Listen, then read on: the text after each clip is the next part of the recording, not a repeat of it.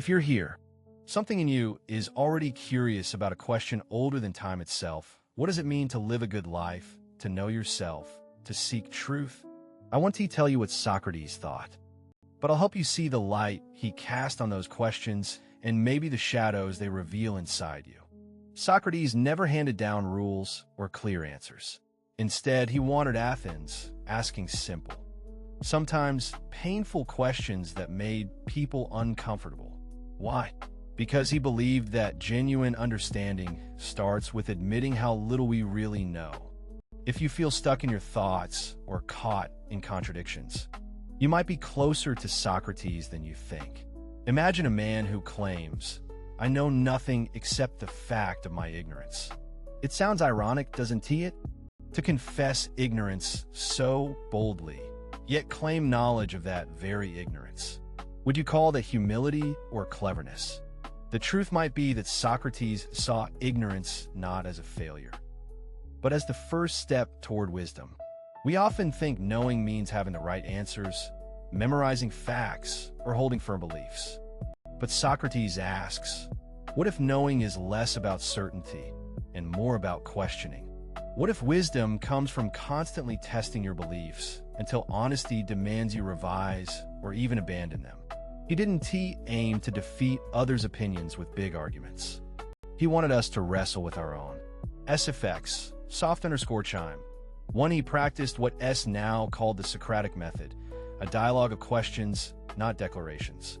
When someone said, "Justice is this," Socrates answered with questions like, what exactly does justice mean? How would you recognize it? Can it be separated from power or desire?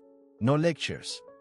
No dogma, just persistent inquiry until the questioner's confident answer seemed less sure. Think about your own beliefs. How often have you stopped to question not just what you believe, but why? Where did these ideas come from? Are they built on firm ground or shaky assumptions? This gentle, yet relentless questioning invites a powerful transformation. The discovery that what you thought was self-evident might be a story shaped by culture, fear, or old wounds. Here's the subtle irony Socrates invites us to notice. We struggle with uncertainty and often resist admitting our doubts because it feels weak or embarrassing. Yet, embracing our ignorance is the strongest and most honest stance we can take. When you accept that you don't have all the answers, you open the door to growth and a truer understanding of yourself and the world. SFX, light_wind. 2 now, consider this. Socrates said an unexamined life is not worth living. That is not a call to obsessive rumination or paralysis by analysis. It's a call to wakefulness, a constant turning back to ourselves to see if our life aligns with what we truly value. If you've been running on autopilot, paralyzed by doubts or the weight of expectations, maybe what you're really hungry for is this kind of self-examination. What if your inner conflicts, those painful contradictions, are not failures, but invitations? Invitations to question deeper parts of yourself you've ignored or buried. What if the enemy you fight inside is a misunderstood guardian asking to be heard? Socrates teaches that truth isn't a final destination, but a living process of discovery. He often challenged conventional wisdom and the powerful elites of Athens. Why?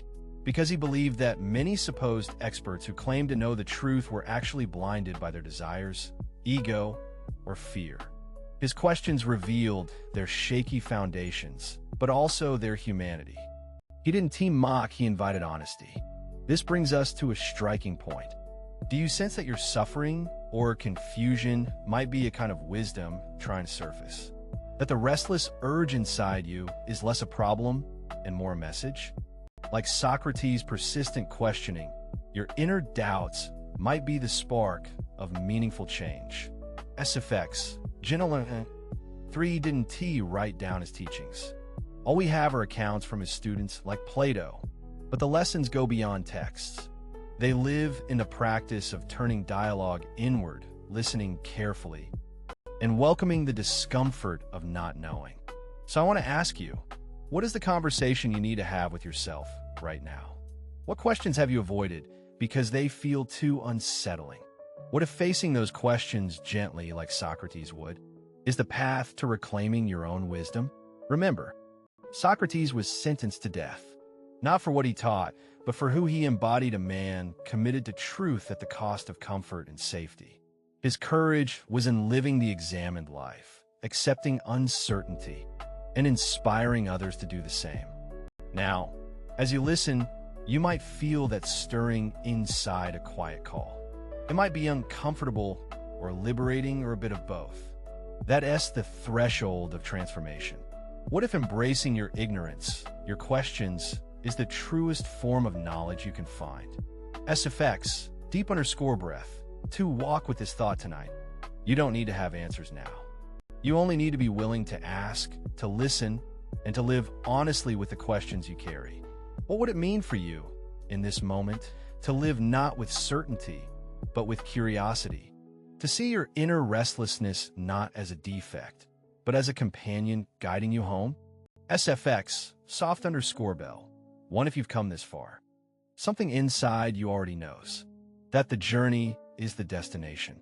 The questions are the real teachers. And the courage to question is the beginning of wisdom. So the next time you feel lost or confused, remember Socrates walking the dusty streets of Athens, asking questions not to trap others, but to free them, including himself. Maybe freedom isn't found in answers, but in the art of embracing what we don't yet understand.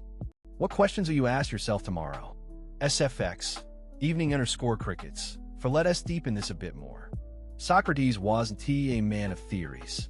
He didn't write, publish, or build schools. His philosophy took shape in the street markets, the public squares, and the quiet corners where he engaged others in conversations that unsettled as much as they illuminated.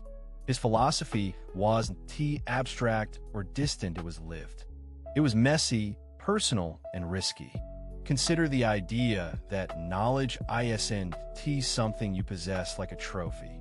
Socrates challenged the common notion that wisdom is a kind of static property you accumulate.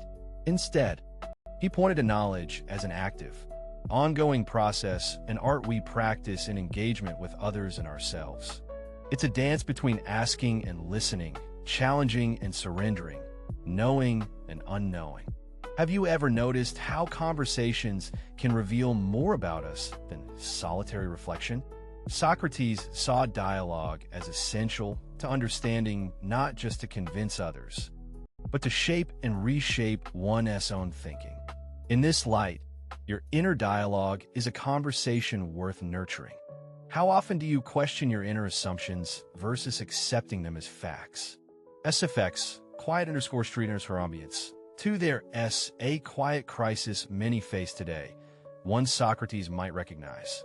The pressure to have definitive answers when life is inherently ambiguous. The social media world pushes us towards certainty, opinions carved in stone, absolute truths whispered or shouted across digital planes.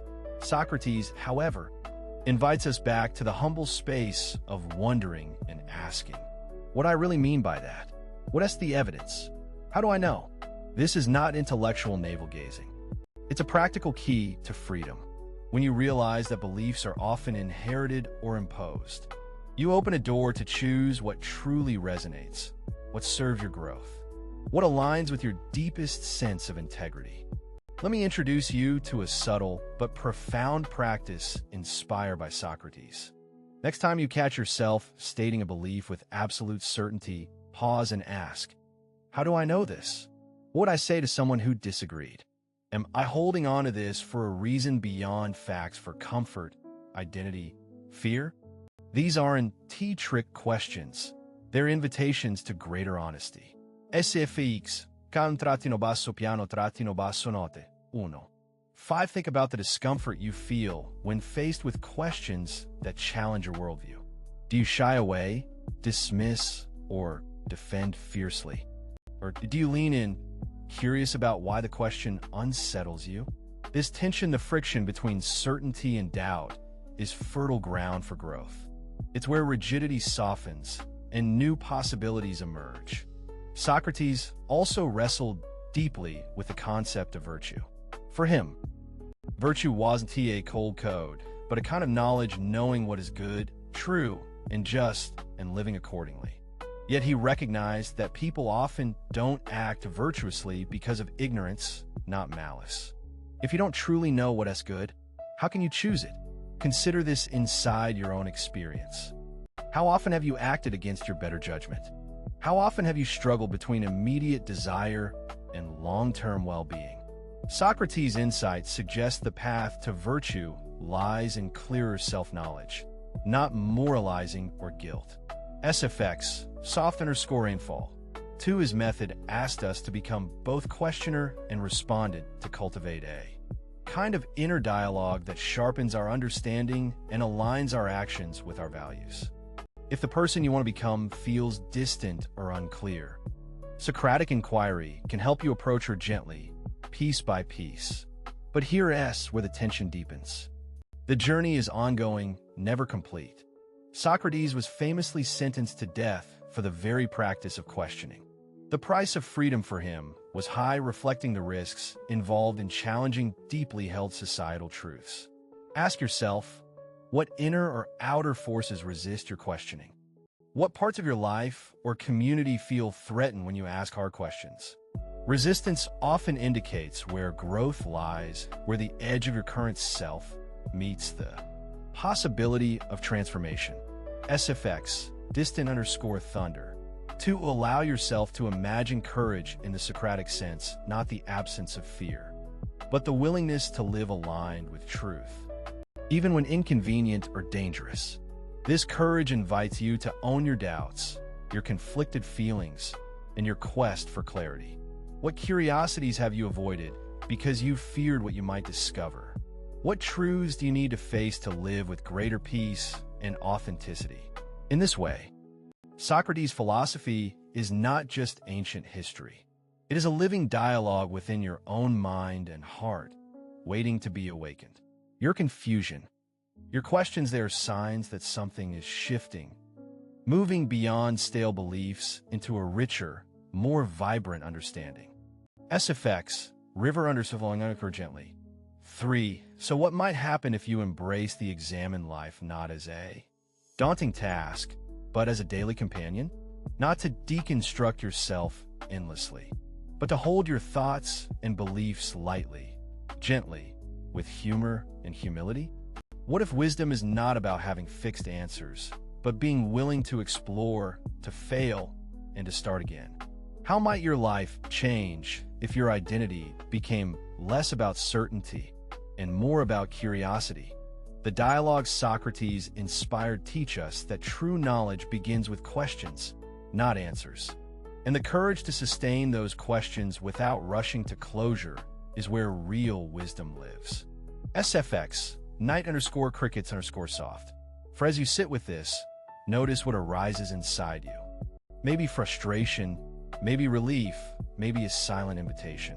Socrates believed that every person holds a spark of divine wisdom within, that the process of questioning is a sacred dance with your own soul. To walk this path is to become a humble seeker, aware of the limits of your knowledge, yet brave enough to keep searching. May that seeker in you find patience. May you greet your doubts not as enemies, but as guides. And as you step forward, carrying this ancient torch, remember, the examined life is not a burden, but a gift, a way to live with depth, freedom, and a heart wide open to mystery. SFX, soft_and_chimes. 2. So, what question will you carry with you now? There, in that question,